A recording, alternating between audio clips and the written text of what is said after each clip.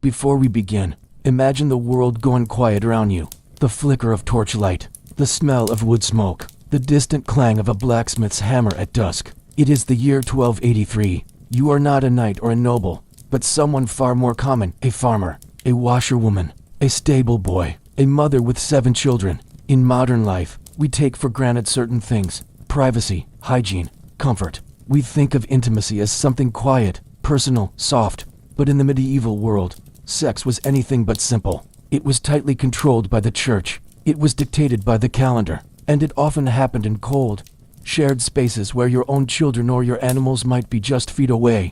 This is not a story of romance. It is not a tale of courtly love or grand passion. This is the quiet, uncomfortable, often forgotten history of physical life in the Middle Ages. In this segment, we'll slowly unravel what intimacy really looked like for ordinary people in medieval Europe. Not the fantasy, not the filtered version, but the textures, the rhythms, the rules, and the realities. Breathe in slowly. We're about to travel back not to a time of shining armor, but to scratchy straw beds and whispered prayers for forgiveness. Welcome to the world of the medieval peasant. The fantasy of castles and candlelit romances quickly fades when you step into a small, smoky hut somewhere in 13th century rural France or England. This is not a place of whispered passions or stolen kisses. It is a world shaped by necessity, religion, weather, and survival. And when it comes to sex and intimacy, things were far from private, let alone pleasurable. One room for everything. Most medieval peasants lived in simple, one-room dwellings. This single space served every purpose. It was your kitchen, your sleeping quarters, your nursery, your livestock pen, and, yes, your bedroom. You, your spouse, your children, and possibly your in-laws all lived together under one low, thatched roof. Privacy, as we understand it today, simply did not exist. At one end of the room might be a hearth with a low fire, providing heat and smoke that hung in the air. At the other end, animals, goats, chickens, maybe even a pig might be sleeping, especially in winter. In between, bundles of straw or a raised wooden platform served as a bed. Beds made of straw and scraps forget mattresses, sheets, or pillows. Peasants slept on straw stuffed into cloth sacks, if they were lucky, or directly on heaps of hay covered with old textiles. Beds were low to the ground, scratchy, and shared. A couple might sleep beside one or more children, or even servants. In colder regions, even livestock could be brought indoors to add warmth and to survive the night. The bedding materials themselves were rarely washed. They might be infested with lice, fleas, or mites. The smell of unwashed bodies mingled with animal dung, smoke, and the scent of fermented food or spilled ale. This was the olfactory backdrop of medieval life. The clothing never came off. For most peasants, clothing was limited and precious. A person might own just 1 or 2 woolen tunics and a linen undergarment. These were worn day and night, and they were not easy to remove. Getting undressed fully was inconvenient and, in many seasons, uncomfortable or even dangerous.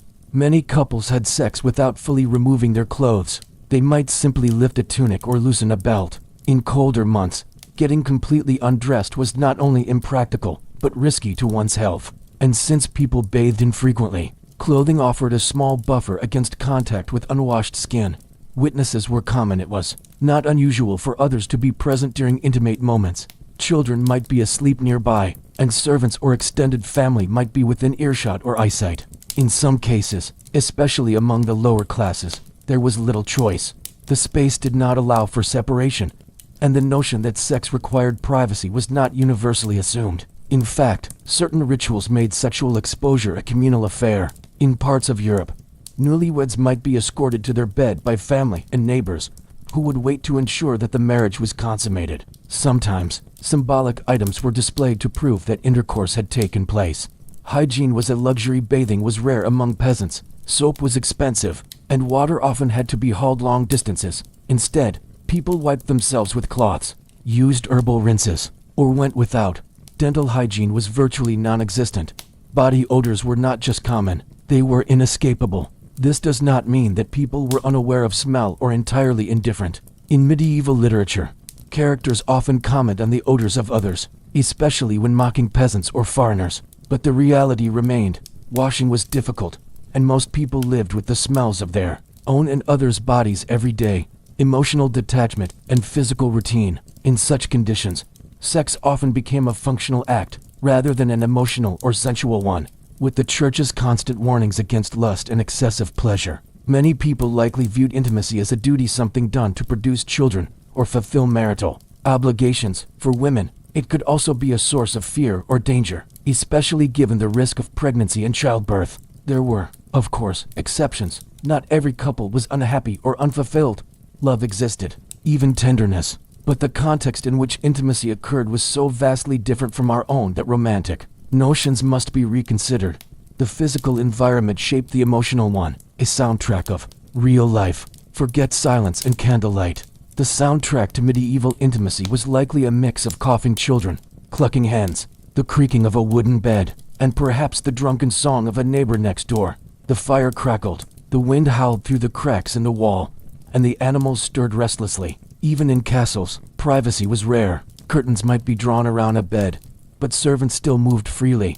Royalty had more space, better bedding, and greater comfort, but they too were subject to the rhythms of a communal, hierarchical society. Conclusion: the quiet struggle of intimacy. To understand what sex was really like in medieval times, one must first discard the assumptions of modern life. There was no room of one's own, no expectation of privacy, and little awareness of personal space. Intimacy occurred within the constraints of survival, religion, and space. It was a world of physical necessity, not fantasy. Yet within these limits, people still found connection, perhaps not often in comfort or passion, but in shared struggle and moments of closeness amid the noise and dirt of medieval life. Imagine wanting to be close to your spouse, only to remember it's the third Sunday after Pentecost, which means the act is forbidden. In medieval Europe, sex wasn't just a private matter. It was a matter of divine regulation. Every moan, every movement, every moment was framed by the looming shadow of the church. Sex as sin, even in marriage. The church believed sex was inherently sinful, a necessary evil allowed only for reproduction. Even between married couples, pleasure was frowned upon. Any act not intended for procreation could be considered a sin, and marital intimacy became a carefully monitored ritual. Medieval clergy taught that sex was tolerable only when performed under strict conditions. The couple must be married. The wife must not be menstruating or pregnant. The act must be solely for the purpose of having children. If there was even a hint of enjoyment, guilt often followed. Sex was not a form of bonding. It was, at best, tolerated, and at worst, dangerous to the soul. The forbidden days, over 100 days a year, were considered inappropriate or outright sinful for sexual activity. These included Sundays, all feast days of saints, all of Lent, 40 days Advent, another 40 days, the 3 days before Easter, days leading up to Communion, Wednesdays and Fridays in many regions. Some scholars estimate that more than half the calendar year was off limits for sexual contact. That left a surprisingly small and unpredictable window for lawful, guilt-free intimacy. Couples often went weeks or even months without engaging in sex, not because they didn't want to, but because they feared eternal damnation. Penitentials, the manuals of morality to guide priests in monitoring the sexual behavior of their flock. Church authorities developed penitentials, detailed handbooks that assigned penance to specific sins, often with astonishing precision. Examples from surviving texts include sex during menstruation, 3 years of fasting or abstinence, wrong position, i.e., anything other than missionary, 1 to 5 years of penance, sex on a feast day, 40 days of penance, oral sex, 7 years, or permanent exclusion from communion. Masturbation or unnatural acts ranged from 7 to 15 years, sometimes with public penance. These were not metaphorical punishments. Believers were expected to follow through, fasting, avoiding church sacraments, sometimes even sleeping on the ground or wearing rough clothing in humility. Confession and anxiety. These complex, shifting rules created an atmosphere of constant uncertainty. People feared that even their most natural desires might condemn them. Sex that had once been spontaneous or joyful was now loaded with anxiety.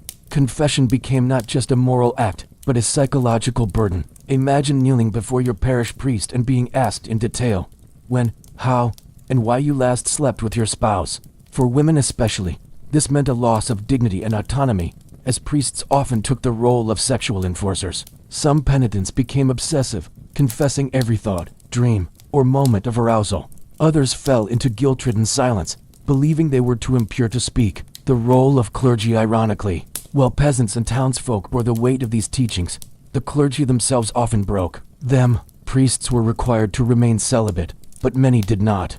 Some had long-term lovers or fathered children. There are surviving records of bishops fining clergy for maintaining housekeepers, who were, in fact, mistresses. Monasteries were not immune. Scandals involving monks, nuns, and even abbots were common, especially in wealthier or more isolated religious communities. But even when clergy broke the rules, they still enforced them on everyone else, creating a culture of spiritual hypocrisy. Sex as penance and obligation for women. Sex was often portrayed as a marital duty, not a shared experience. Church doctrine taught that wives must not deny their husbands, or they risked causing him to sin elsewhere, and thus bearing some of that blame. In some texts, husbands were told not to force their wives, but in practice, women had few options to refuse. The church promoted virginity and chastity, yet also demanded reproduction. Women were caught in a double bind, required to submit, yet condemned for desiring. Men, too, bore burdens. Excessive desire, even for one's wife, was called lust within marriage and was discouraged. Couples were told not to enjoy each other too much. Passion, even in wedlock, could be seen as a form of moral decay. The calendar shaped the bedroom. The idea that intimacy must align with holy seasons and sacred rhythms made sex feel like a scheduled, fearful obligation. A husband might have to wait until Lent ended. A wife might have to withhold for fear of spiritual impurity. Couples tracked the church's calendar like modern people track fertility, only in reverse. This framework was not just religious, it was cultural. It affected when children were conceived, when weddings were held, and how marital relationships developed. The bed, once a private space, had become a battleground between flesh and faith. Conclusion: guilt in the bedroom. In medieval Europe, sex was rarely about pleasure or connection. It was burdened by rules, shame, and fear. The church loomed not only in cathedrals and sermons, but in the very act of intimacy itself. Couples lived under the constant weight of moral scrutiny, even in the darkness of night, even in the arms of their spouse. Desire was not denied entirely, but it was deeply disciplined. For centuries, the calendar, the confessional, and the penitentials determined when you could love, how you could love, and whether you should even want to love at all. And so, many simply waited, or repressed, or sinned in silence, whispering prayers not for passion, but for forgiveness. Forget roses, proposals, or moonlit walks. In medieval Europe, marriage wasn't built on love. It was a contract, a transaction sealed with a handshake, a dowry, or a piece of land. Romance wasn't expected, in most cases. It wasn't even considered. Marriage was an economic agreement in the Middle Ages. Marriage was first and foremost a legal and economic institution. Love was not a prerequisite, not even a bonus. The key concern was property, who had it, who would inherit it, and how to keep it in the family. Among the nobility, this meant forging political alliances. A marriage could prevent war, settle a feud, or secure a border. Among the peasantry, it was more about labor and survival. A good match meant access to farmland, tools, or livestock. The church eventually took over the administration of marriage, but even then, it served the same functions: to regulate inheritance, legitimize children, and reduce social chaos. The age of consent. Younger than you'd think. While the church technically defined the age of consent as 12 for girls and 14 for boys, cultural norms varied. Noble girls were often married by 12, especially if a political alliance needed to be secured. Peasant girls sometimes waited until their mid-teens, though economic need often rushed the timeline. Once betrothed, couples were bound by public promise, and in many parts of Europe, a mutual verbal agreement was all it took to constitute a valid marriage. No ceremony, no witnesses, no clergy, just a spoken yes, followed by consummation. Love came later. Maybe it wasn't impossible for couples to grow fond of each other over time. Many did, but medieval literature makes it clear that this wasn't expected. In fact, romantic love was considered suspicious, even dangerous. To love your spouse too much was seen as a distraction from God. The courtly love celebrated in poems and stories was usually directed at someone else. Wife love as yearning, never fulfillment. The church taught that the ideal marriage was calm, dutiful, and emotionally neutral. Passion was risky. Pleasure was closer to sin than virtue. The marriage ceremony, simple and sparse for much of the Middle Ages.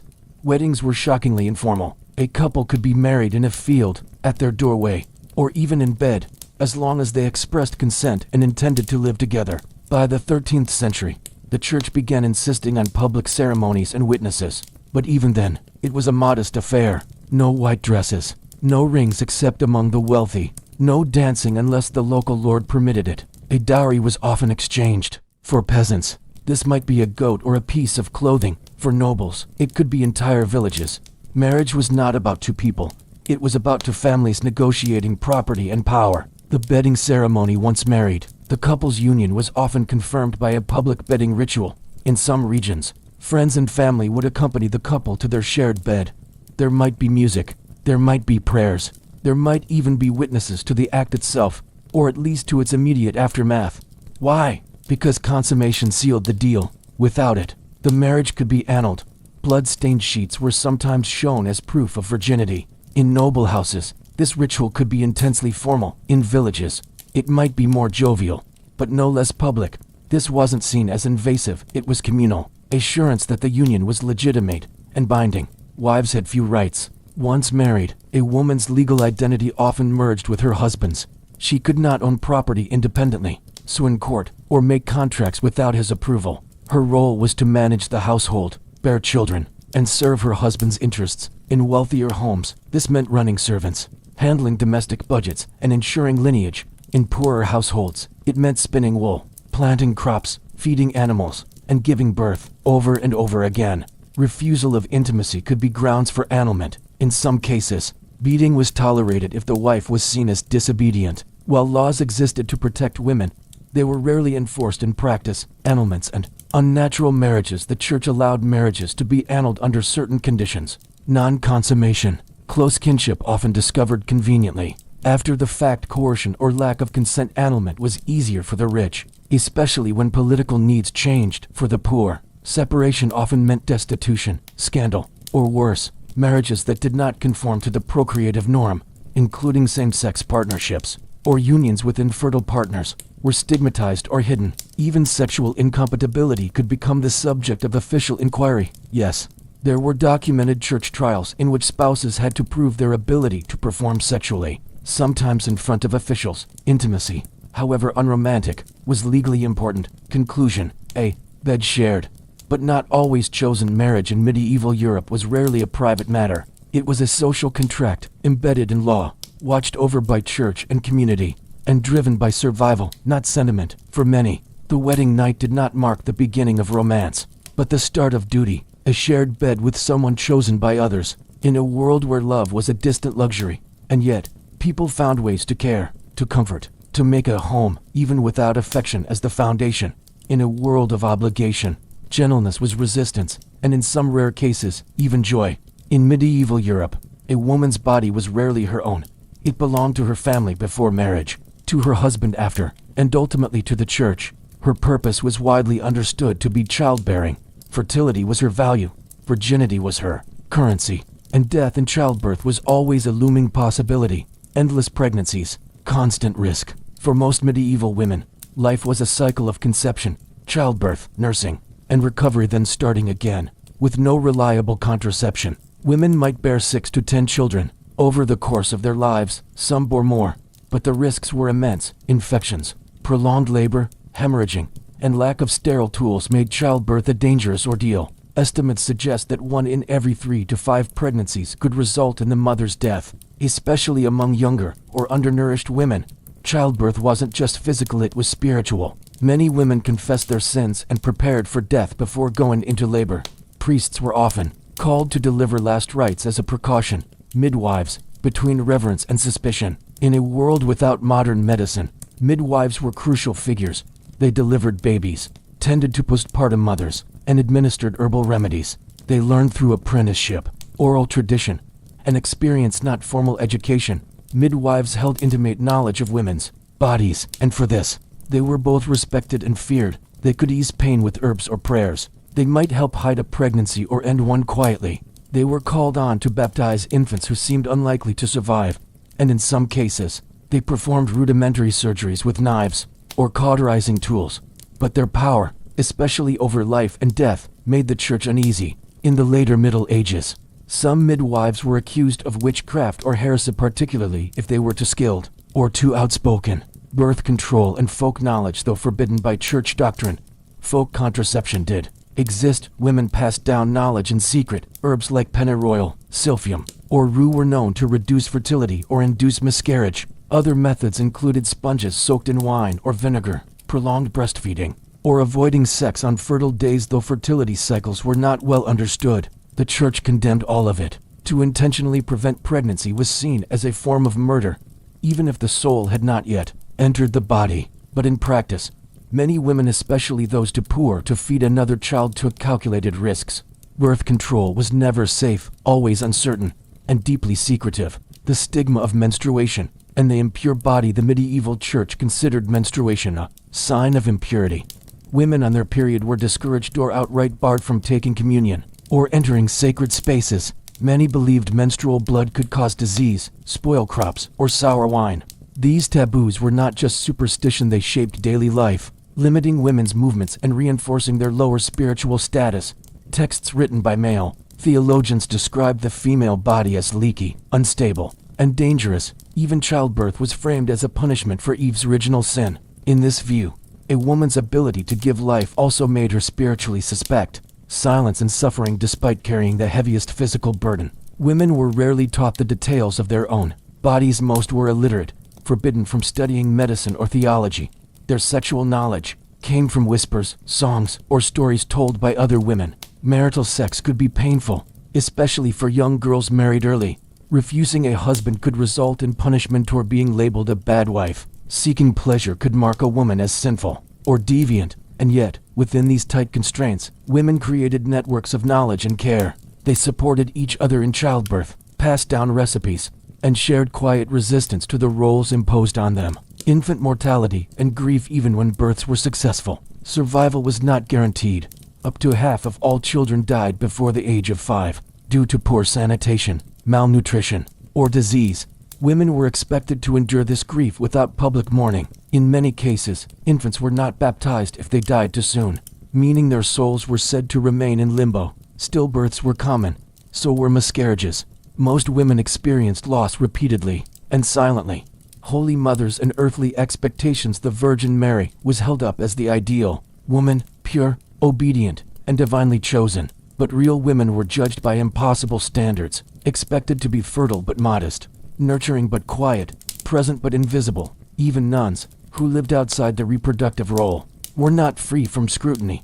Their spiritual marriage to Christ came with its own rules about chastity, silence, and submission. A woman who couldn't or wouldn't have children was often treated with suspicion, pity, or disdain. Barren women were considered cursed, and widows were vulnerable to exploitation, remarriage, or accusations of witchcraft. Conclusion: strength and silence. For medieval women, the burden of reproduction was not just biological, it was social, spiritual, and political. Their bodies were controlled by husbands, priests, and the fear of divine judgment. And yet, they persevered, through whispered knowledge, midwife alliances, and quiet endurance. Women shaped the continuity of medieval life, not in the spotlight, but in the hidden spaces of hearth, bed, and birthing stool. In a world that gave them little voice, their strength was found in survival, and in the fragile hope that one child, one body, one secret learned in the dark, might one day endure. Medieval society was built on rules written, spoken, and enforced. But wherever there are rules, there are also people breaking them. In the quiet corners of castles, monasteries, and market alleys, sex still found a way, hidden, forbidden, and very human.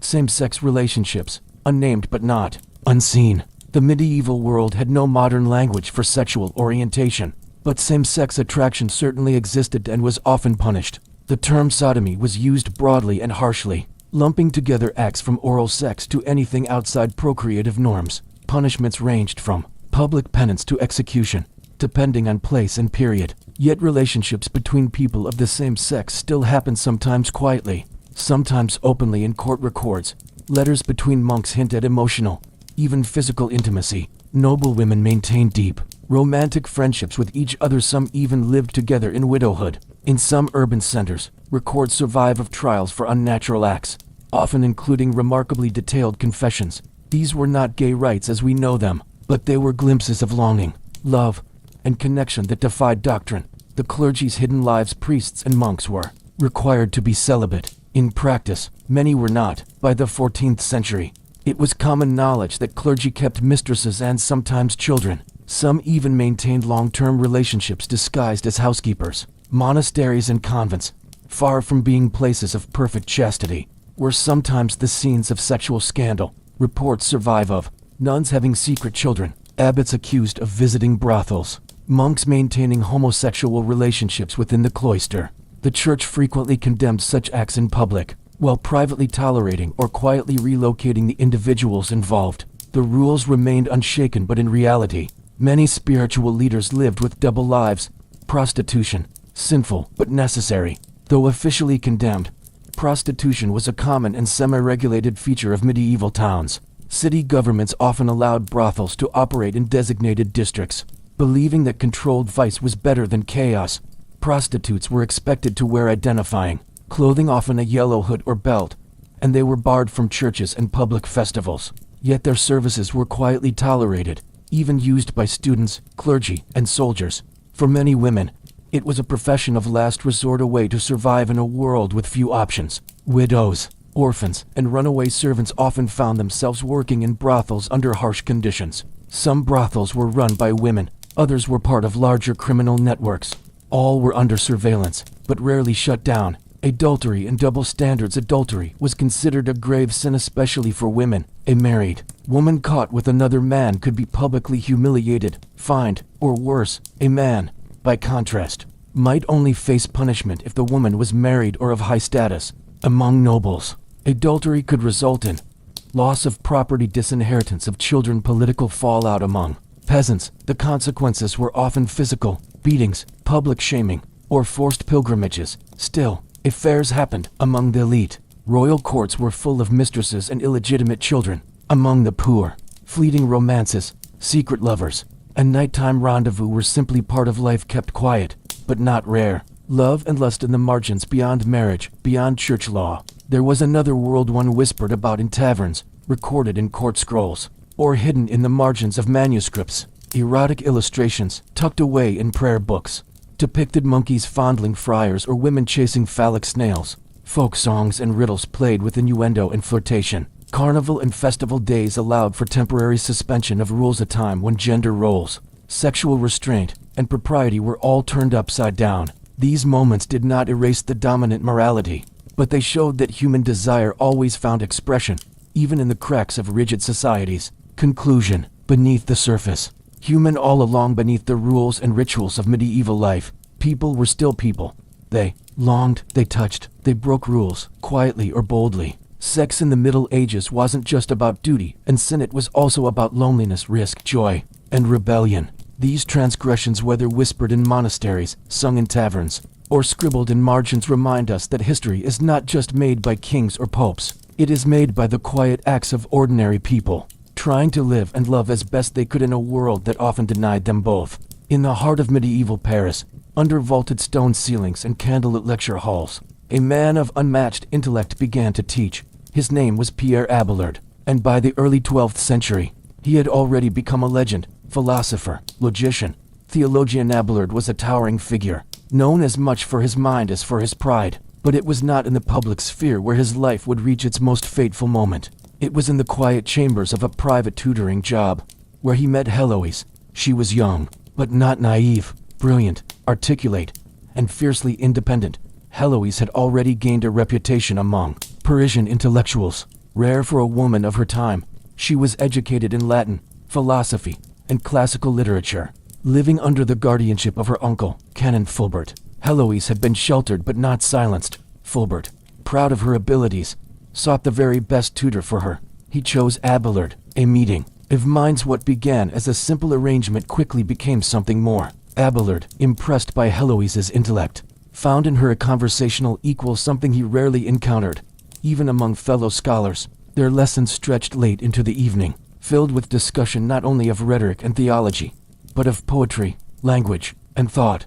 Their relationship, at first, was intellectual, but the lines began to blur. As Abelard would later write, her studies were an excuse for seeing her more often, and for Heloise, the attention of the famed philosopher was both exhilarating and dangerous. Paris at this time was a city of contradictions.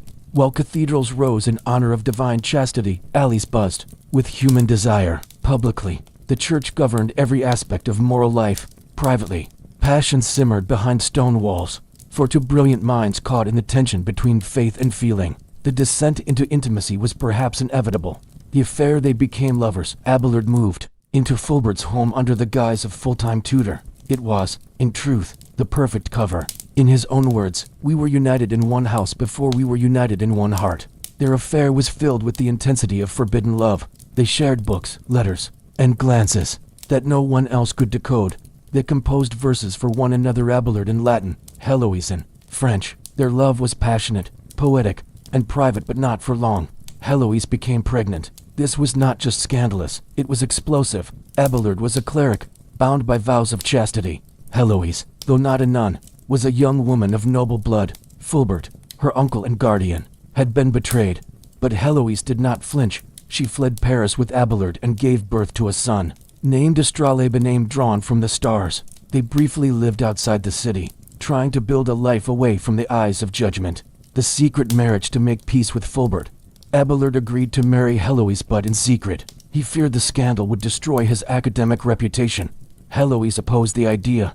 She believed that marriage would only diminish Abelard, tying him down and jeopardizing his future. She did not want to become his burden. "If I preferred love to wedlock, liberty to a chain," she wrote later, "it was because I loved you more." Nonetheless, the marriage went forward quietly. It was conducted in secret, witnessed by a few, and then concealed. Abelard returned to his lectures. Heloise returned to her uncle's home. But Fulbert, bitter and betrayed, began to spread the news. Discovery and revenge as the secret unraveled. Abelard tried to protect Heloise by sending her to the convent at Argentul, not to become a nun, but to stay safe, disguised as one. To Fulbert, this was abandonment. To the church, it looked suspicious. To the gossips of Paris, it was confirmation of everything they suspected. Fulbert acted. One night, a group of men broke into Abelard's chambers. They seized him, overpowered him, and castrated him. The act was brutal, symbolic, and final. The man who had defied the church's moral code,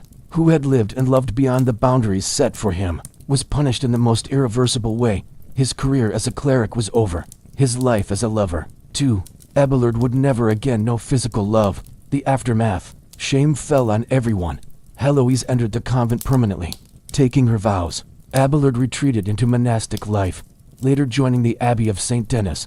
Their paths diverged, but their bond and their letters remained. This was not a story of reconciliation. It was a story of transformation, from lovers to penitents, from bodies in passion to minds in exile. Their tragedy did not end with the act of violence, but continued in the silence that followed. And yet, from this silence would come something else: letters, philosophies, and reflections that would echo for centuries. In the chapters to come, we will follow their journey through grief, guilt, and grace, and explore the enduring legacy of two souls bound not by marriage or pleasure, but by the written word. There are moments in every story when the private becomes public, when whispered secrets echo across stone courtyards, and hidden glances become matters of law, violence, and shame. For Abelard and Heloise, the fragile shelter of secrecy shattered quickly, and when it did, it shattered everything. A child in a crisis. When Heloise gave birth to Astrolabe, she and Abelard were already living outside of Paris. The child, named after the instrument used to read the stars, represented more than love. He was proof. Proof of the affair. Proof of betrayal. Proof of scandal. Fulbert, Heloise's uncle and guardian, had once admired Abelard. That admiration turned to betrayal, then to fury. The birth of the child had not only dishonored Fulbert's household, but, in his eyes, made a mockery of his trust. Abelard tried to navigate a delicate middle ground. He offered to marry Heloise, secretly, to restore honor. But the secrecy itself was a problem. It meant that Fulbert's reputation, already damaged, could not be repaired in the public eye. Heloise opposed the marriage entirely. She believed it would only diminish Abelard's standing in the intellectual world. To be a married man with a family was to lose credibility as a philosopher, especially one tied to the church. In her view, she would rather be his mistress than his wife. But Abelard insisted. They married in secret, a marriage denied. Soon after the wedding, Heloise returned to Fulbert's home, pretending that the marriage had never occurred. When questioned, she denied it flatly. This infuriated Fulbert even more. In his eyes, Abelard had seduced his niece, married her in secrecy, and now forced her to lie to cover it up. He felt that Abelard had acted selfishly, choosing his career over the dignity of Heloise. Abelard, sensing the storm building, made a decision. He sent Heloise to the convent at Argentul. where she could live in safety under the guise of entering religious life, though she had not yet taken vows. The very act of donning the veil deepened the scandal. It gave the appearance that Abelard was discarding her. Gossip and the turning tide. Rumors spread through Paris. Students, clergy, and citizens whispered of the affair between the famous master and his student. In the streets, the name Abelard was no longer spoken with reverence alone. It was accompanied by laughter, by judgment, by scandal. Heloise's reputation, too, began to change. Once praised for her intellect, she was now viewed through the crude lens of medieval morality as a fallen woman, as a source of temptation, even as a seductress. But for Fulbert, whispers were not enough. The attack in the middle of the night, as Abelard slept in his lodgings, a group of hired men broke into his room. They were sent by Fulbert. Their task was not to kill, it was to punish. They castrated him. The act was not just physical violence, it was symbolic. Abelard, the lover and the philosopher, was unmade in a single moment. It was an attack on his body, his identity, his masculinity, and his public image. The brilliant teacher who had once lectured to packed halls could no longer claim moral authority. His voice might still speak, but the man who had once defied the church's codes had now been forcibly returned to its control. Public reaction. The attack shocked Paris. Even those who had whispered behind closed doors were taken aback by the brutality. Fulbert was charged by church authorities and punished, though not severely. Some of the men who had carried out the attack were excommunicated. Others simply disappeared. But Abelard's future had been irrevocably changed. No longer able to serve in his previous roles, he retired from public life. He entered the Abbey of St. Denis. Heloise, meanwhile, remained at Argentoul and eventually took the veil fully, becoming a nun in truth rather than appearance. They were separated by more than walls. They were separated by silence, by shame, and by the crushing weight of reputation. A love disfigured, not destroyed. Despite everything, the bond between them did not vanish. Abelard still thought of Heloise, and in her letters, written years later, she still burned with feeling. The physical love had been taken from them, but a deeper, more enduring intimacy would soon emerge. One of words, of memory, of letters. Before that chapter begins, though, both would endure years of reflection, repentance, and reinvention. When the body breaks, the spirit often retreats. After the brutal attack that left Abelard castrated and Heloise cloistered in a convent, the story of their love could have ended, but it didn't. It simply changed its form, from physical to spiritual, from spoken to written, from shared presence to shared absence. Life after the fall. Abelard entered the Abbey of St. Denis. Though once a proud teacher whose voice filled lecture halls, he now lived under obedience in a monastic cell. There, far from the academic debates of Paris and the bright eyes of Heloise, he began to reflect on his pride, his love, his downfall. For Heloise, the change was even more severe. Still young, perhaps no older than 20, she took the veil at the convent of Argentoul. The world she once knew of learning, conversation, and desire narrowed into silence, ritual, and prayer. But her faith was never truly in the cloister. As she would later write, "I would rather be your whore than any emperor's wife." Her heart remained elsewhere. The cloistered life. Medieval convents were not prisons, but they were enclosed worlds. Women rose before dawn, chanted psalms in stone chapels, worked in gardens, copied manuscripts, and lived under strict rules of poverty, chastity, and obedience. There was no comfort in the cloister, not physical, and not emotional. The silence was not peaceful, it was heavy. For Heloise, it was suffocating. Her entry had not been a choice of calling, but of circumstance, and the love she had known was now labeled sin. Abelard, too, found no peace at St. Denis. He clashed with the other monks, who resented his intellect and his fame. He wrote theological treatises, but they were often controversial. In time, he would be accused of heresy. Their bodies were apart, but their minds still burned. The first letters years passed in quiet agony. Then, unexpectedly, a letter arrived. It was from Heloise. She had read a new writing of Abelard's, his Historia Calamitatum, the story of my misfortunes. In it, he told of their affair, the attack, and his spiritual journey. But he had written of her more as a chapter in his downfall than as a woman he had loved. Heloise wrote to him, not with reverence, but with a fierce, almost desperate honesty. "How can you speak of our past as if it were merely a source of shame?" she asked. "Do you not remember the joy we shared? The love that was ours before guilt poisoned it?" It was a letter not of nostalgia, but of protest. Guilt, grace, and distance. Abelard responded carefully. His tone was colder than hers. He urged her to embrace her spiritual life, to let go of the past. but the undertone was unmistakable. He remembered, too. He felt the loss. He still loved her, perhaps not as he once had, but in a different, more pained way. Their letters continued. Each exchange revealed a deepening divide between their paths. Heloise still longed for the man she had loved in body and spirit. Abelard, shamed and broken, now saw himself as a penitent. He wanted forgiveness, not passion, but the letters gave them both something, a space to speak freely, even if they no longer agreed, a place where memory could live and grief could breathe, two lives in parallel. Heloise eventually became the abbess of a new convent, the Paraclete, founded by Abelard himself. Though they never met again in person, she led her community using the rule of life he wrote. Their paths diverged, yet remained strangely intertwined. Abelard continued to teach from monasteries and was repeatedly condemned by church authorities. He was brilliant, but never at peace. He sought truth and kept finding rejection.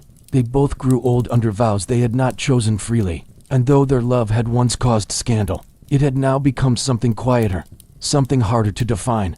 Conclusion: the shape of silence. Separation did not end their story, it reshaped it. Their silence was not empty, it was filled with longing, with questions, with the pain of knowing what could have been.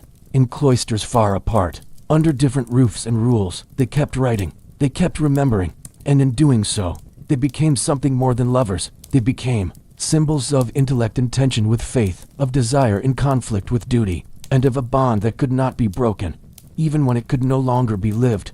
In the next part, we will step deeper into their correspondence and hear their voices not as mythic figures, but as human beings writing into the night, seeking not salvation, but understanding. In the silence of their separation, words became their only bridge. No longer lovers in body, Abelard and Heloise became something rarer, companions in exile, writing not just to remember but to wrestle with what remained between them. Their letters, exchanged over years, reveal one of the most honest, painful, and profoundly human correspondences in medieval history. A voice returns. It was Heloise who wrote first, responding to Abelard's public account of his life, the Historia Calamitatum. She had read his confession not just of sin, but of misfortune. But what stung her most was how lightly he treated their love. She did not see herself as a footnote in his downfall. She was his equal, his beloved, and still his wife. In her first letter, she wrote, "You owe me more than silence, more than forgetfulness. I have given you my body, my soul, and my name." It was a letter not of longing alone, but of rebuke. She refused to be erased. The echo of emotion. Abelard's replies were measured, theological, and restrained. He urged her to focus on her spiritual duties. He spoke of sin, penance, and salvation. But between the lines, emotion flickered. He reminded her of their vows, not of marriage, but of monasticism. They had both chosen God. Their past love, he suggested, was part of the suffering they must now bear. But Heloise pushed back. She confessed gently, but boldly, that her prayers were empty, her psalms sung without faith. "I do not seek Christ, but you. Even in the chapel, it is your name I whisper." This was not heresy, it was honesty. She could not pretend her heart had changed just because her habit had. Love, rewritten as intellect as their letters deepened. The passion of their early love transformed into something else, something rarer. They debated ethics, doctrine, free will.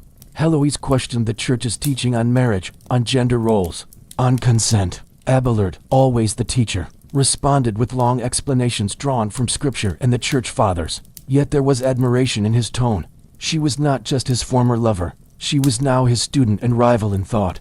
This was intellectual intimacy, a bond no act of violence could break. Their letters revealed a love that had matured, no longer seeking the body, but craving understanding, truth, and recognition, regret, and what cannot be undone. And still, the past lingered. Heloise often returned to that night, the night he was attacked. She blamed herself. If she had insisted on staying away, if she had not denied the marriage, would he still be whole? Abelard, in turn, expressed guilt for leading her into scandal, for letting his pride blind him, for failing to protect her from the church and her own family. These were not just romantic regrets, they were spiritual. Both questioned whether their suffering was punishment toward the natural result of loving too much, too freely, in a world that did not allow it.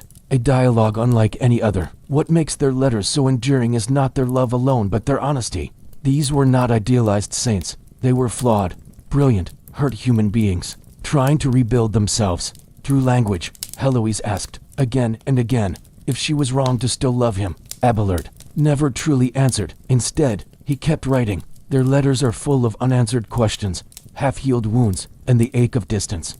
But in the spaces between words, something miraculous remained. Presence. Across ink and parchment, they were still with each other. Conclusion. Letters that never let go. The love of Abelard and Heloise did not end in a convent or a monastery. It lived on in their letters filled with memory, wit, theology, pain, and something like grace. To them, we hear not just to medieval voices, but to eternal ones still searching for meaning, still trying to forgive, still loving, even when love could no longer be spoken aloud. Their words remind us that connection can survive distance, that intimacy can exist without touch, that sometimes the most enduring love stories are written, not lived. In the final part, we will follow their last years and explore how, in death, they came to rest side by side, united at last, not in sin or scandal, but in memory. Not all love stories end with reunion. Some linger in absence, in words left behind, in graves that rest side by side. For Abelard and Heloise, the years wore on quietly. No more scandal, no more letters, just the slow passage of time, and a love that transformed into legend. Years apart, yet never distant, Abelard continued his life as a monk and teacher. Though he was no longer the radiant mind of Paris, his theological writings stirred controversy, and he was condemned for heresy late in life. He eventually retired to the priory of Saint Marcel, where he died in 1142 at around age 63. Heloise, now abbess of the Paraclete, ruled her convent with wisdom, strength, and quiet melancholy. She preserved Abelard's letters and writings, ensuring that their correspondence and their truth would not be forgotten. Her leadership was respected, her piety praised, but in her own words, she never ceased to grieve, never ceased to remember. I would rather be miserable with you than happy without you. She died 22 years later, in 1164, a final reunion. In death, before his death, Abelard had expressed a wish to be buried at the Paraclete, the abbey he had founded, and where Heloise served. After her passing, she was laid to rest beside him, just as she had once rested in his arms, their bones, side by side. No church tribunal could separate them now, no canon law, no scandal, no shame. In silence, they had come together again, not as philosopher and student, monk and nun, but as two souls united in something that even time could not undo. Memory, myth, and meaning. The letters of Abelard and Heloise survived. They were copied, debated, and translated over centuries. Some scholars questioned their authenticity, others tried to sanitize them. But the raw emotion of their words, their honesty, their sorrow, their desire, could not be erased. Their story inspired poems, plays, operas, and novels. Voltaire called it the greatest love story of the Middle Ages. Romanticists saw them as martyrs of feeling. Modern readers see them as something more human, too brilliant, flawed people caught in a world that could not contain them. Père Lachaise, a place of pilgrimage in the 19th century. Their remains were moved to Paris's Père Lachaise cemetery, a leafy resting place for writers, artists, and dreamers. Today, their joint tomb stands beneath a Gothic canopy, surrounded by carved stone and roses. Lovers leave notes, flowers, and quiet prayers. Some believe that if you visit their grave and ask for guidance and love, their spirits will listen. What began in whispers now echoes through history. Conclusion. A love that grew beyond itself. Abelard and Heloise were never able to live out the life they imagined. No home, no shared mornings, no growing old together. And yet, their love endured in a form few ever reach, not physical, not even fully romantic, but profoundly eternal. Through suffering, through silence, through exile and ink, they left behind something stronger than reputation. They left truth. Their story tells us that love, when stripped of the body, can still speak, that even in failure, beauty remains, and that sometimes, the greatest intimacy is not in touch, but in the courage to be known. There is a strange kind of silence in a medieval church. Stone arches, flickering candles, the distant chant of a choir. But beneath the solemn prayers and gilded altars lay something far more intimate. Handwritten guides, tucked into priests' collections, that outlined with startling detail what could and could not happen in the bedroom. These were not sermons, they were penitentials, quiet, detailed, and sometimes shocking manuals of sin and consequence. And they reveal more than rules. They uncover a world where sexuality was scrutinized with holy precision. What are penitentials? Penitentials, from Latin penitentia, meaning repentance, were books written primarily between the 6th and 12th centuries to help priests assign appropriate penance for sins confessed in private. They were often small in size, copied by hand, and full of formulas. If a man sleeps with his wife on a Sunday, fast for 3 days. If he does so during Lent, 7 years. If the act brings pleasure, and not just intent to reproduce, more years still. Each act, no matter how private, was given a spiritual weight. It wasn't enough to confess you had sinned. You had to explain how, when, and even in what position. Sex as moral math. These manuals were deeply specific. They functioned like moral accounting. Ledgers. Intercourse outside marriage. 5 years fasting sex in daylight. 40 days fasting use of contraception. 10 years masturbation. 7 years oral sex. 15 years more if repeated. What is striking is not only the detail, but the assumption of universal guilt. Sexual desire, no matter how natural, was always framed as something to manage, suppress, or punish. Why so detailed? The medieval church saw the body as a battlefield where the soul could be lost through the flesh. Priests needed help navigating this vast field of sin. Penitentials offered that guidance. But why such obsession with sexual sin? Because it was everywhere, and it was impossible to fully control. So the church did what institutions often do. It created systems. It categorized. It measured. If sin could be named, it could be taxed in penance. The body became a kind of moral bureaucracy. The role of the confessor. Imagine kneeling before your parish priest. You're not just admitting that you broke a commandment. You're being asked what day it was, what time, who was involved, what happened. The confessor became not only a spiritual guide, but an interrogator. These conversations, written about in chilling calmness, often blurred the line between spiritual care and sexual policing. The power dynamic was immense. The priest had access to your private acts and the authority to define how much suffering they were worth. Gender and judgment. Women often bore heavier spiritual consequences. A wife who denied her husband could be accused of sin, but if a woman asked for sex too often, she could be labeled impure. Widows who expressed desire were viewed with suspicion. Female pleasure was almost never acknowledged as legitimate. The assumption, women were either temptresses or vessels of obligation, and their bodies were ruled by laws written by celibate men. Contradictions and quiet resistance. Despite their strict tone, penitentials were often internally inconsistent. What one text punished with 7 years, another might forgive entirely. Regional variations show a church unsure whether to shame or simply contain desire. Some confessors softened the rules, others ignored them. A few communities stopped using penitentials altogether, finding them too harsh or too ridiculous.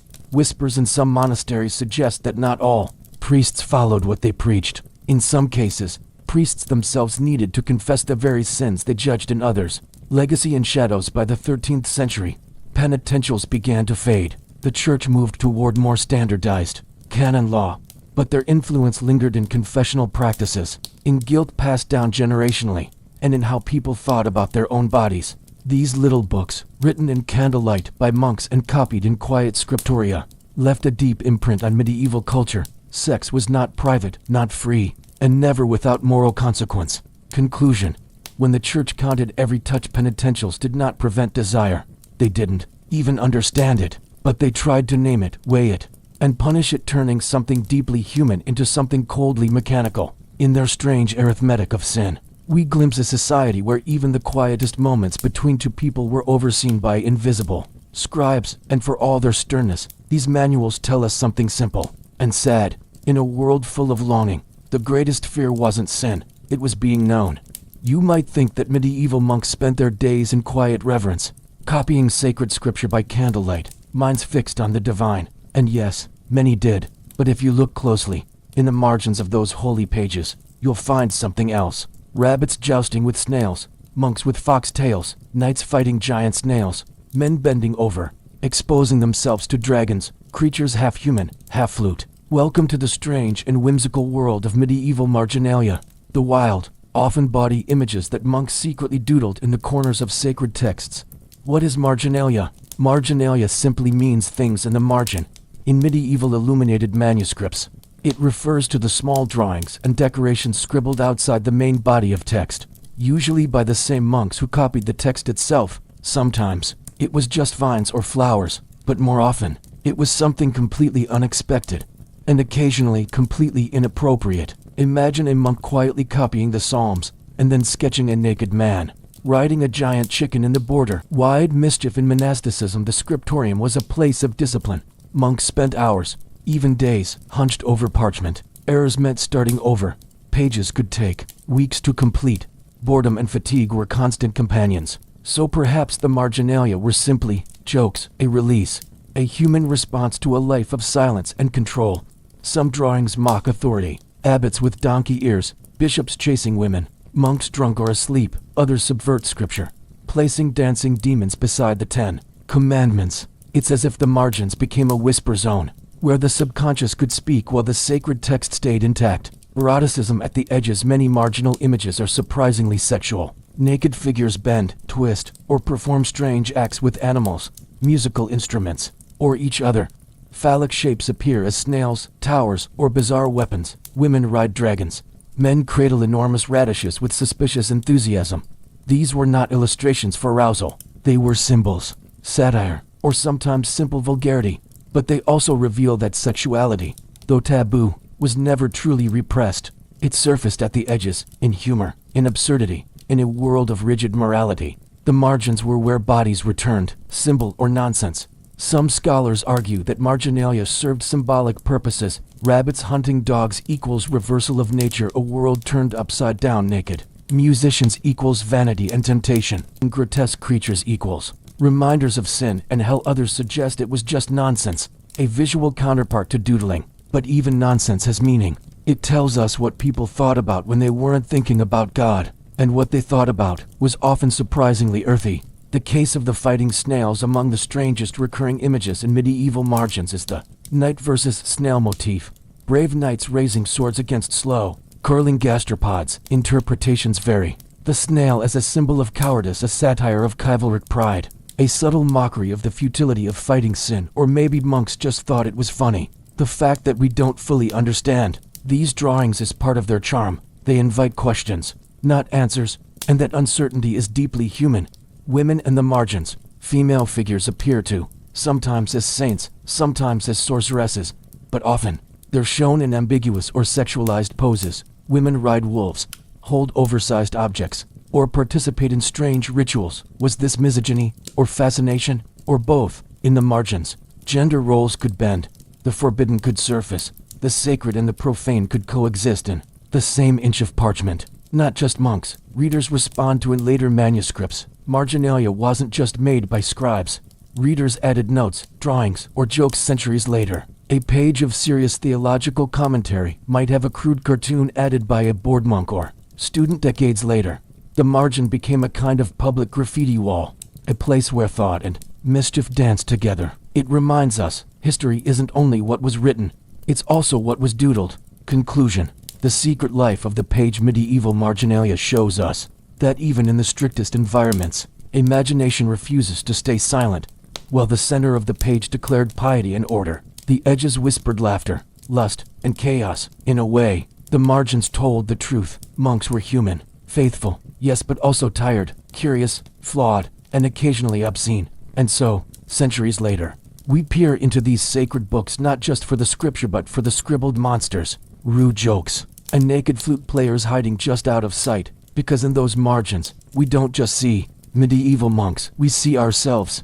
Step into a medieval cathedral, smell the wax, hear the chants echo off the stone. The altar glows with gold and incense, but beneath the solemn beauty, something strange is happening. A priest opens a jeweled box. Inside, a bone, not just any bone, the knuckle of a saint, or perhaps a vial, said to contain the Virgin Mary's milk, a splinter of the true cross, a scrap of Christ's shroud, relics, tiny pieces of holiness, said to connect earth to heaven. But behind the reverence, relics were also something else: power, profit, and sometimes fabrication.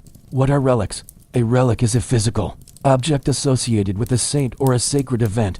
They came in three categories: first class, body, parts, bones, blood; hair, second class, items the saint touched, clothes, rosaries, walking sticks; third class, things touched to a first or second class relic, like holy souvenirs. In the medieval world, relics were thought to carry real spiritual energy. They could heal the sick, protect a town, drive away demons, validate a church's authority. But they could also attract pilgrims, and pilgrims brought money, a sacred economy. To draw pilgrims, churches needed relics, so they began to compete, advertising not just their holiness, but their miracles. Some relics became legendary. The bones of St. Cuthbert in Durham, the head of St. John the Baptist, though oddly, several churches claimed to have it the holy foreskin. At one point, there were over 12 competing versions across Europe.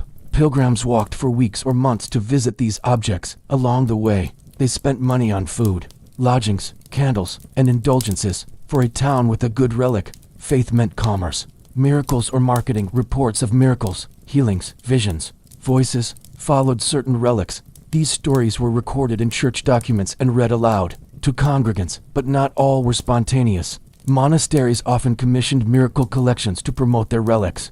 Scribes compiled tales of lame men walking, blind women seeing, storms parted, babies revived. True or not, the stories worked. Pilgrims came. Donations poured in. A shrine with a popular miracle working relic could rival any royal tax. Holiness had a price, and sometimes a script. The question of authenticity. Behind closed doors, many clergy knew the truth. Some relics were real, many were not. The trade in relics was vast. Bones from anonymous graves were passed off as saints. Merchants sold slivers of wood from the true cross by the basketful. Even respected monasteries engaged in quiet forgeries. In one famous case, the Abbey of Glastonbury claimed to discover the bones of King Arthur and Queen Guinevere. Conveniently, just when they needed money for repairs, the line between faith and fraud was often blurred. But few dared challenge it. Faith beyond facts. And yet for the average pilgrim, authenticity often didn't matter. Touching the relic brought comfort. Seeing it reminded them of heaven. Even a questionable object could awaken genuine belief. Relics became focal points, places to pray, hope, and imagine the divine breaking through the ordinary. They offered a tangible connection in a world without science, medicine, or certainty. A splinter of the cross in your hand might mean more than a sermon ever could. Relics and control. The church used relics not only to inspire, but to govern.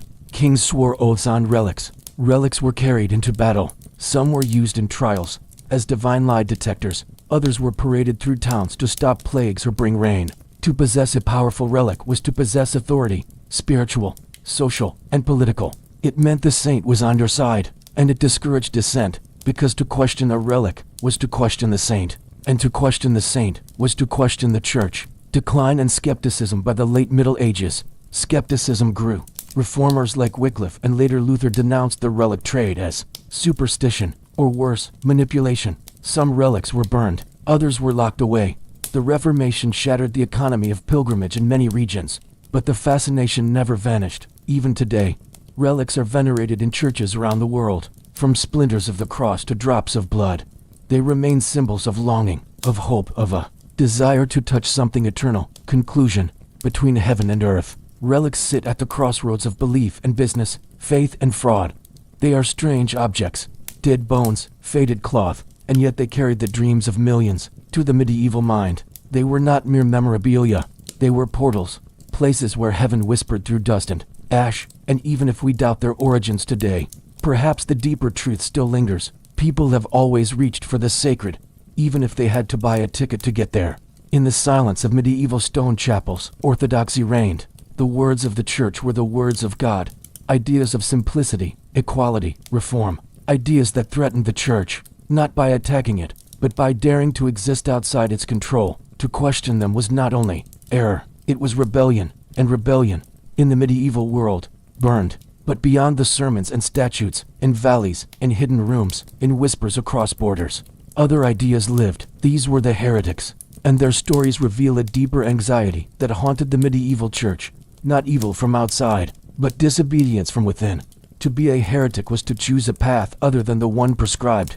They were often devout, literate, and deeply spiritual, but they saw flaws in the church's wealth, power, and hierarchy. Who were the heretics? The word heretic comes from the Greek heresis, meaning choice. In practice, heretics were not demons or rebels.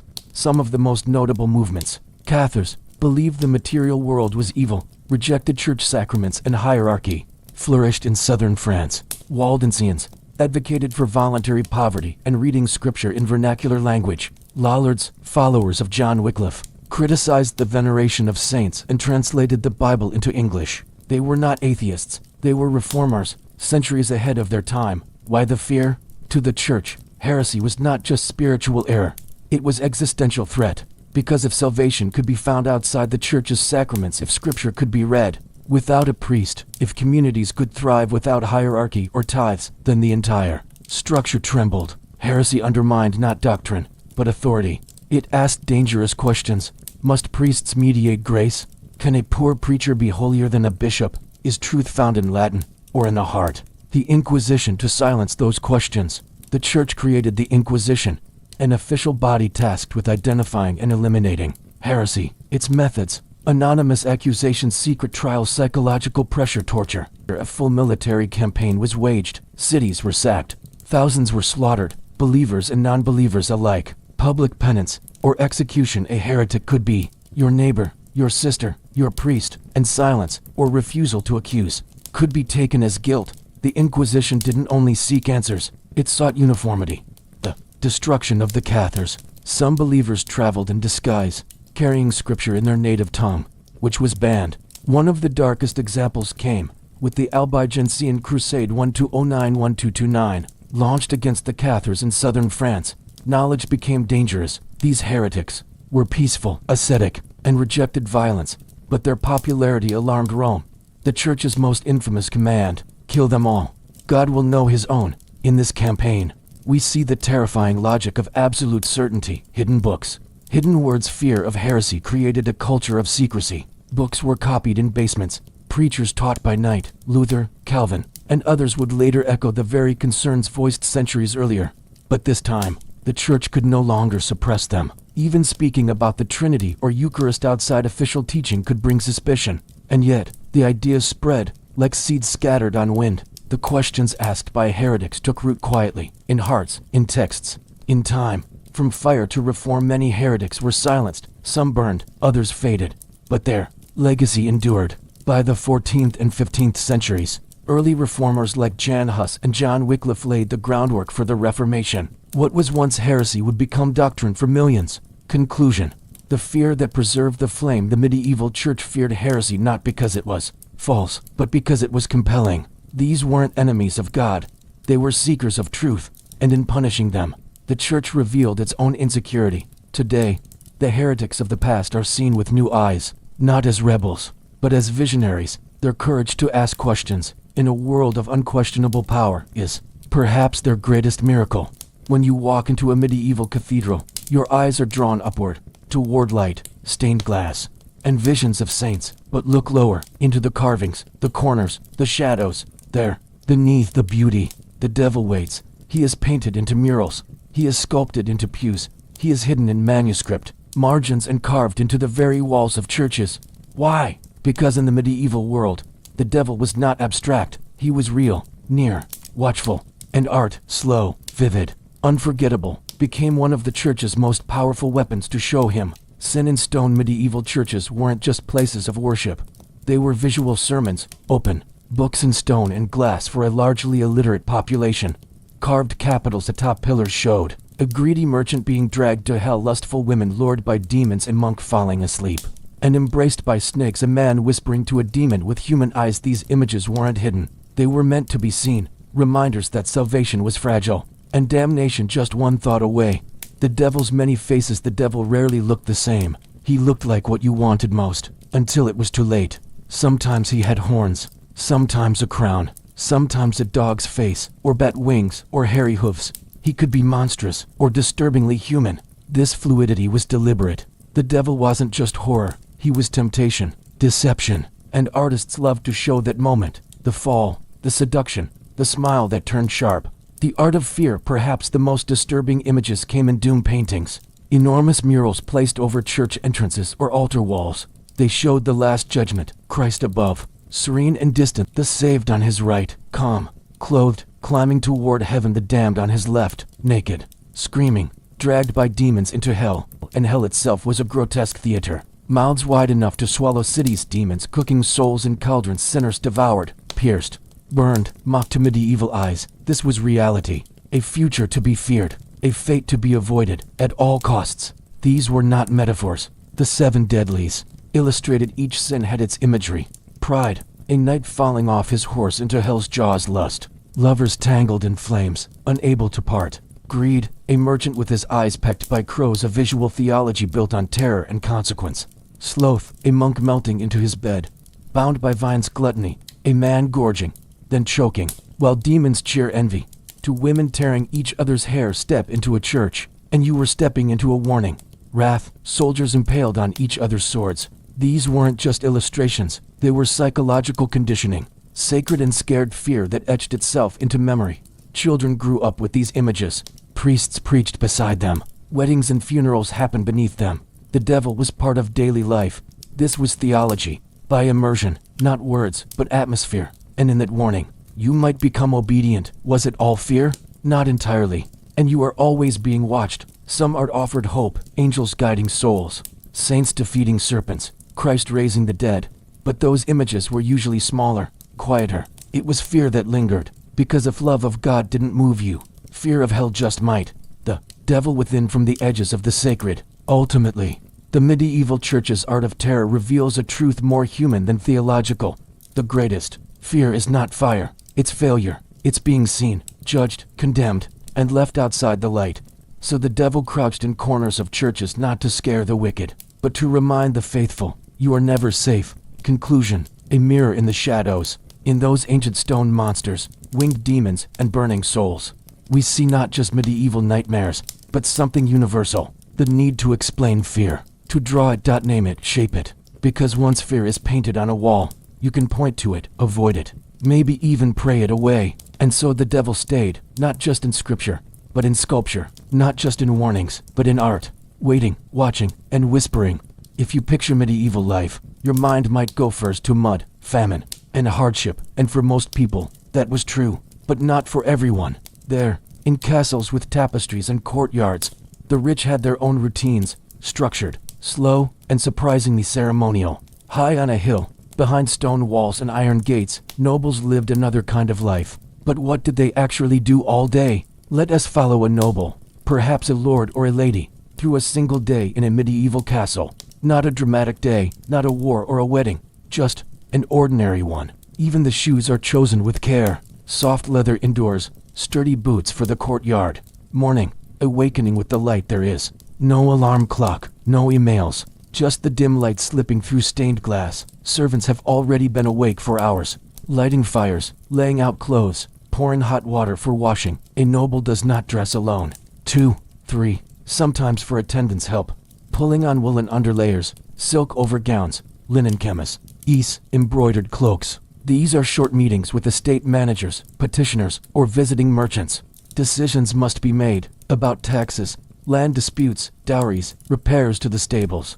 Nobles rarely drank plain water. It was considered unsafe and, frankly, too common. Breakfast, perhaps some bread, a bit of cheese, maybe wine or ale. Leisure, on parchment, or dictation to a scribe, a reply to a cousin, a letter to the king. And letters learning is expected. They might study Latin, theology, poetry, or law. Others prefer music, playing lute, harp, or recorder. Ladies might practice singing or refine courtly French. This is not a meal for talking.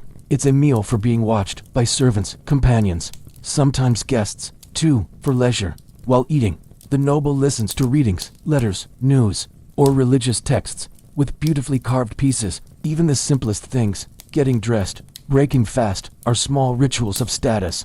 Mid-morning, court and ceremony, but a quiet, meditative practice done in groups. The napkins all symbolic. Servants prepare the bed, thick with wool and furs. The fire burns in the hearth. A storyteller, a performance by a jester. The noble speaks little, but listens closely. By late morning, the noble might hold audiences, the burden of always being seen, and never being quite yourself. And every hour of the day is a chance to invest in it, or ruin it. This is business, but it's also theater. The Lord sits higher than the others. His tone is formal. His words are few, but perhaps, for all its silk and song, it was not so different from a prison, just one made of gold and ritual. They are watched. Nothing a noble does is truly private. If the noble is a lady, her audience may include more domestic matters, arranging marriages for wards, supervising embroidery production, receiving gifts from visiting clergy. Every word is weighed, every look measured.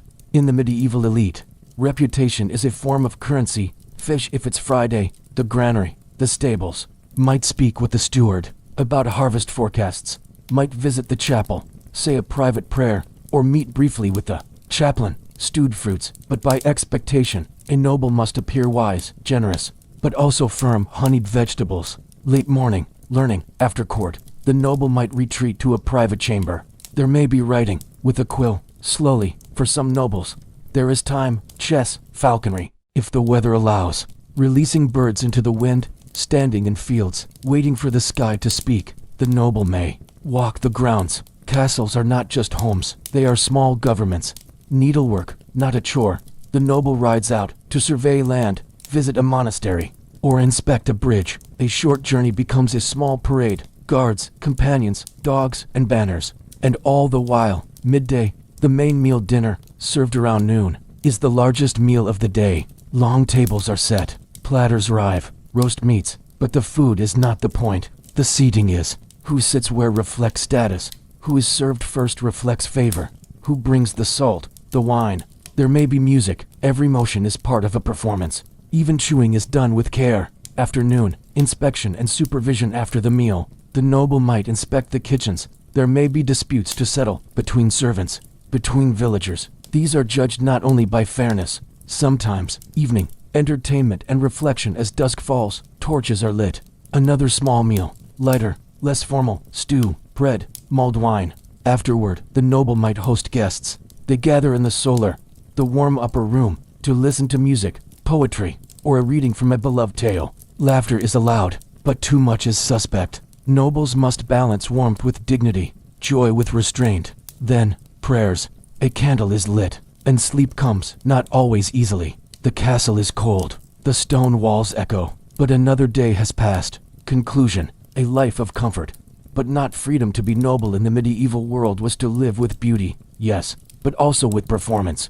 Everything, waking, eating, speaking, even resting, was watched, weighed, and bound by custom. There were no fields to till, no hard labor, but there was pressure, expectation. A day in the castle was quiet, measured, and full. In the medieval imagination, the table was more than a place to eat, it was a stage. And dining, for nobles, was not just about feeding the body, but performing one's place in the world. Where you sat, how you held your cup, whether you tore your bread or sliced it. These details mattered. Every meal was a rehearsal of status, and every mistake whispered who did not belong. Let's sit at that table now, quietly, without speaking. Let the rhythms of ritual guide us. Preparing the stage, cloths unfurled, usually white, sometimes embroidered with the noble's crest. The closer you are to the salt, the closer you are to power. Farther down the table, you're farther from favor. Hours before the first platter is brought out, the servants begin. Tables are wiped with wine and water. Benches aligned. Knives are cleaned and laid out. Though many guests bring their own forks, rare, and even scandalous in some places, eating with fingers is the norm, but not carelessly. There are rules. The salt cellar, a symbol of authority, is placed carefully before the highest-ranking guest. Wooden trenchers are set, round, flat plates shared between two people. Those below wait for a signal to sit. No one eats until the Lord takes the first bite. This is not dinner, it's a ceremony. Then roasted meats, goose, beef, lamb, sometimes swan or peacock skinned, roasted, then redressed in its own feathers for show. The procession begins. Guests enter by rank, the most important first. They do not simply walk to their seats. They are announced. At the high table sits the Lord, or perhaps a visiting abbot or knight. It is a meal, yes, but also a reminder of where everyone stands. What's on the table? The food is elaborate, though not always as delicious as you'd think. First come pottages, thick soups made from grains, root vegetables, and meat. Fish days offer eels, herring, and dried cod, salted, boiled, served with mustard or vinegar. Spiced cakes, soft cheeses, honeyed fruit, sometimes sculpted sugar figures, castles, lions, even saints. Desserts, or subtleties, are not sweet by modern standards. A clumsy gesture could ruin a match. A misplaced napkin might embarrass your house. Wine flows freely, watered down for common guests, richly spiced for the elite. But no one eats all this. It's not about indulgence, it's about display. Manners that meant everything. Medieval etiquette guides were strict, and often poetic. Don't scratch your head or pick your teeth at the table. Don't dip meat into the communal sauce more than once. Don't speak with your mouth full, even if the tale is grand. Always wipe your fingers before touching the salt. If you must spit, use your napkin, never the floor. Children of noble birth were trained from a young age in dining behavior. Grace, restraint, and cleanliness were signals of breeding, not moral virtue, but class. Servers as performers, those who served were not just helpers, they were part of the pageant. The carver was a skilled position, slicing meat with precision and flair. The cupbearer tasted each drink to show loyalty and dispel suspicion of poison. For bread, the taster might sample the food first, especially if political tension simmered. For as diplomacy for meat, who sat beside the host mattered more than what was served. Inviting someone to dine in private was a mark of trust, or fracture it, excluding them. A message heard loud and clear. Excess might be given to monasteries or distributed through almsgiving. And fish wine, a poem, a riddle, perhaps a visiting fool, mocking the guests gently, never too harshly, unless he wanted to be dismissed. And through it, the medieval elite told the world who they were. Their grace was expected to match the nobility they served. Some nobles had entire households of specialists for meals, sauciers for spices. Observers watched who shared trenchers, who refilled whose cup. Marriage deals, military campaigns, even betrayals, all began over roast duck and red wine. Pantlers, butlers, larders, and control, all moved in silence. Dining meals were more than sustenance. They were political events. The meal seating could signal alliances or punishments. At the royal court, a feast could forge a bond. Conversation paused. Giving, like eating, was public and performative. What happened to the leftovers? You might imagine nobles wasted food, and yes, some did, but often. But drunkenness was frowned upon, especially for women and clergy. Nobles were expected to enjoy, but with measured dignity. Leftovers were carefully redistributed. Bread scraps went to the poor at the gate. Bones were boiled for stew by servants. Even generosity became ritual, part of the noble's image. After there might be music, wine flowed again. Eventually, the lord would stand, a sign that the meal had ended. Others stood with him, and the ritual closed. Conclusion: dining as a mirror of power. To eat as a noble was not to eat freely. It was to be watched, to become part of a living tableau where every action echoed status, grace. The food, the guests, the silence between courses, all formed a vocabulary. But beneath the gold platters and the lace-trimmed sleeves, one truth remained. The meal was not for hunger, it was for order. Step into a medieval hall of mirrors. If mirrors were polished metal and beauty a matter of duty, among nobles, how you looked wasn't simply a matter of taste. It was a message, a mask, and a kind of armor. Clothes spoke, hairstyles whispered, perfumes covered silence, and beneath every layer, fur, silk, gem, was a quiet truth. You were what you wore. Dressing for rank in a time before logos or social media. Fabric was the filter. Only certain people could wear certain materials. Ermine and sable were reserved for royalty and high clergy. Purple was for kings, or those granted permission. Scarlet wool, expensive and imported, marked wealth and power. A merchant's wife might be richer than a baroness' daughter, but she couldn't dress like one. Status came before silver. They defined the boundaries of class. Sumptuary laws dictated fashion. Clothes didn't just warm the body.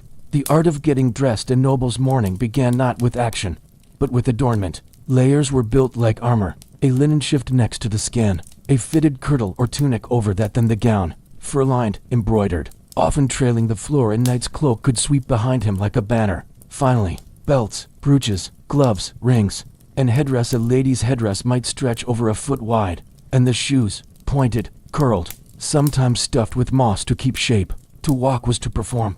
Bathing, cleanliness, and contradiction. Forget the myth. Medieval people did bathe. Nobles, especially, valued ritualized hygiene, even if their idea of clean differed from ours. Baths were elaborate. A wooden tub lined with linen, hot water poured by servants. Herbs like rosemary or lavender floated on top. Musicians might play nearby. Wine or spiced milk was served as one soaked scent became a solution. Baths were often social, shared between spouses, or among noble ladies. Some even discussed politics mid-soak, but bathing too often, that raised suspicion. Excessive cleanliness could be read as vanity, or, worse, moral weakness. Perfume, powder, and painted faces and clove oil. Since full body washing wasn't daily, popular perfumes included ambergris from whale bile, wealth, no sun, no labor, musk from deer glands, rosewater. Makeup followed strict codes. Pale skin equals purity, was used, it was duty, especially for women. Beauty was proof of good breeding. To bleach freckles, red cheeks, and lips equals vitality. Berries, stained, it was compliance. Lips fashion. But under the silks and scents, there was often something else: pressure, a fear of falling out of favor. Fashion and hygiene became tools of expression and submission, of being deemed improper, unattractive, or uncouth, and watchers and critics became held your goblet. The body became a kind of script, and every movement was part of the performance. Adjusted your sleeves was evaluated. Etiquette books even instructed how to scratch your nose politely. To French might be mocked or mistrusted. Politics and nails often handheld, but nobles didn't need mirrors to know how they looked.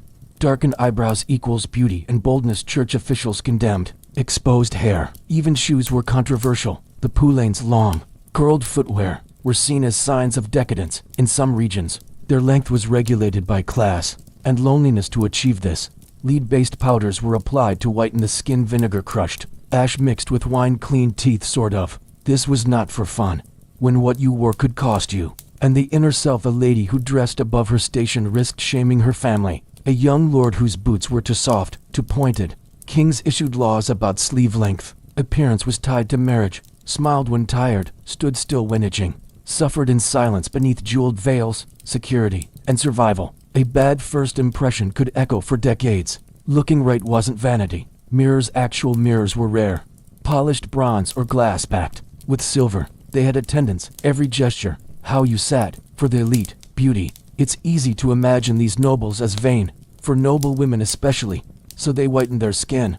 Because beauty, in the medieval court, was not about feeling beautiful. It was about being seen as worthy. Conclusion: the body as language in a world of hierarchy and silence. The noble body was a surface, polished, powdered, perfumed, but rarely allowed to speak. And so the sleeves grew longer, the shoes sharper, the faces paler. Not because the nobles didn't know who they were, but because the world only listened to what they wore.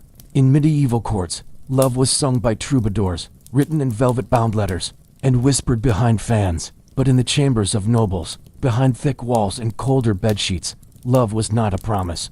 It was a negotiation.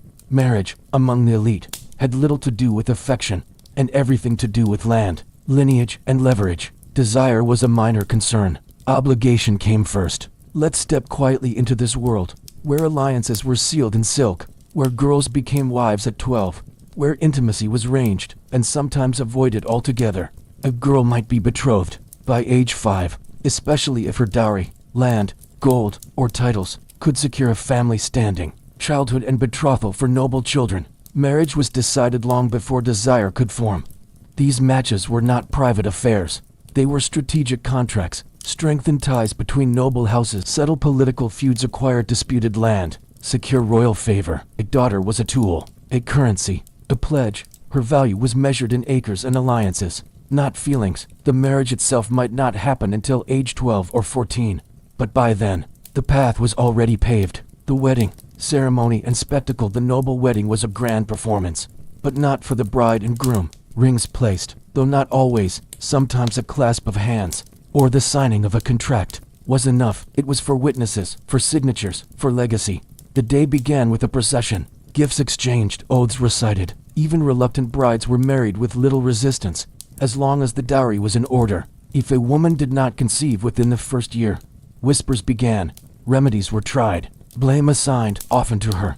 The church oversaw the ritual, but rarely questioned the politics behind it. Public and awkward, it involved guests escorting the couple to the marriage bed, offering toasts, songs, sometimes even staying to witness the sheets being drawn. After the vows came the bedding ceremony. In this world, privacy was a luxury. A marriage wasn't real until it was consummated, and someone had to make sure it was. Sex as duty, not passion. Among the nobility, sex within marriage was less about pleasure than about continuity. A noble couple's first goal: produce heirs, ideally sons. The pressure was intense. Then, you were expected to lie in it for life. Intimacy itself followed a pattern. Kings kept mistresses openly. Knights had dalliances with ladies in waiting.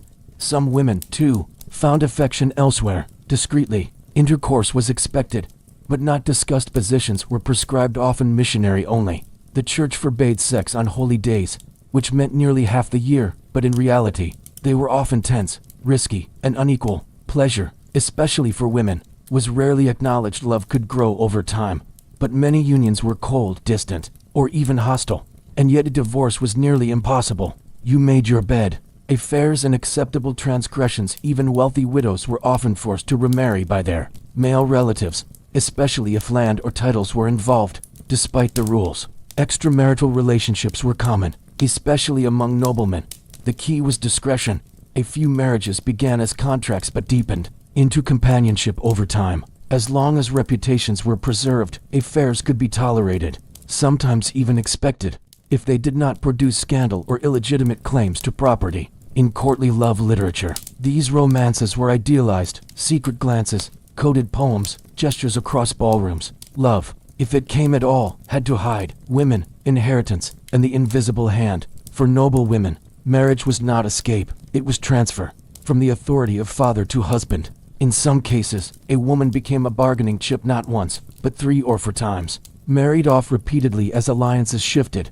Those who resisted, they risked excommunication, property seizure, isolation.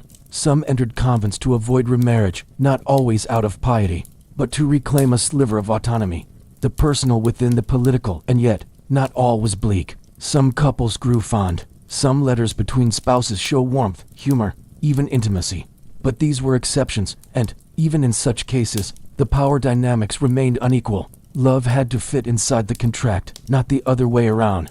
Conclusion: behind the veil of lace and law in the world of noble marriage, the heart came second, maybe third, sometimes not at all. Behind the music and the feasts, 2 young people, often strangers, were asked to bind their lives for reasons they didn't choose. Some found peace, some found silence, some found nothing, and so the bed stayed cold, the contract stayed sealed, and love waited at the door.